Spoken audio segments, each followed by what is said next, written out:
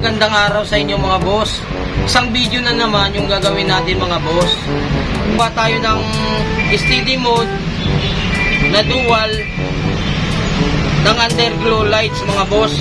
So pwede tayong mag-adjust kasi gagamit tayo ng relay. Pwede natin pabagalin yung ilaw, natin pabagalin yung blinking niya kasi gagamit tayo ngayon ng flasher relay mga boss. So sana masundan ninyo mga boss, parang gumawa na rin tayo ng diagram.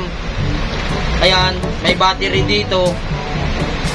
Mga boss, mas maganda kung ikakabit natin ang actual sa motor natin. Gagamit tayo ng fuse. Yung gagamit tayo ng fuse sa live ng battery. So mga boss, sisimulan na. Huwag niyong pansinin to, ito yung papaganahin natin. Itong ilaw na to, yan papaganahin natin. So yung ground ng ilaw natin, ikakabit natin dito sa ground ng battery. Ayan o. Ito isang underglow ito na steady mode at saka with blinking.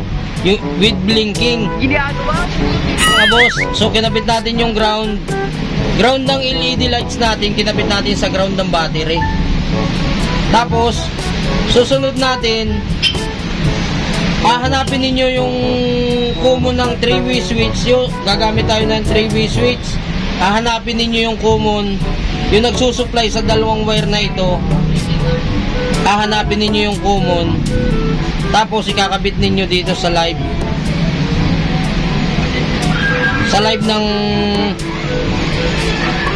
ng lights natin. Yan o mga boss o, ikakabit yung letter B dito sa flasher relay, ikakabit natin sa isang wire ng isang switch.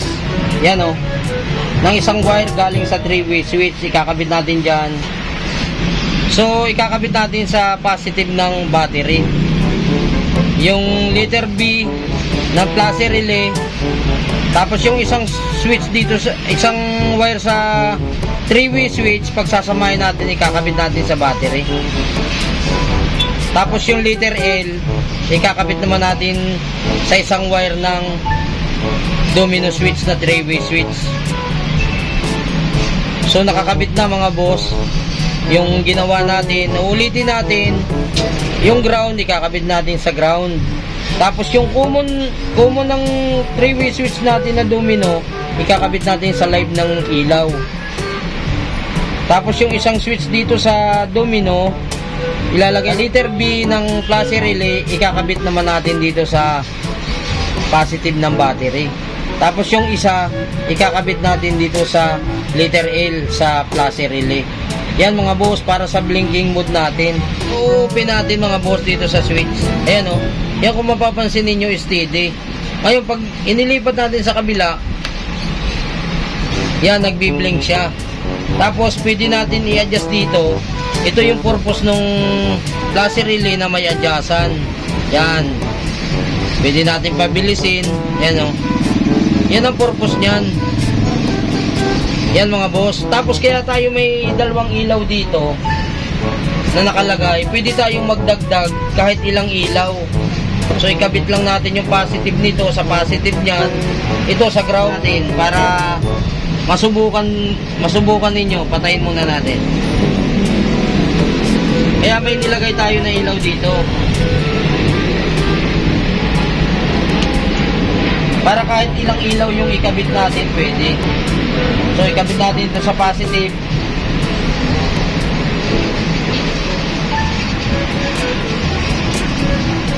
Tapos yung isa, ikabit natin kung saan yung ground, ikabit natin yung ground. Yan mga boss, sana masundan natin sa dual contact mode na steady with blinking. Yan, tapos kung saan nandun yung positive, ikabit din natin to positive. Positive to positive lang tayo mga boss. Yan, sama natin dito. Tapos ikakabit naman ito natin sa ground. Kahit ilang ilaw ang ikabit natin mga boss. Ayan o, ikabit natin dito sa ground ng battery din. Tapos susubukan natin. Ayun o, Napakaganda mga boss. Yan o. Oo. Diba? Sana masundan natin mga boss. Pwede nating, yan, pwede. Mas maganda, yan. Sana nasundan natin mga boss yung ginawa natin na double contact mode para sa motor. Yun lang, maraming salamat sa inyo mga boss sa suportan nyo palagi sa bawat video na ginagawa natin. Thank you very much sa inyo.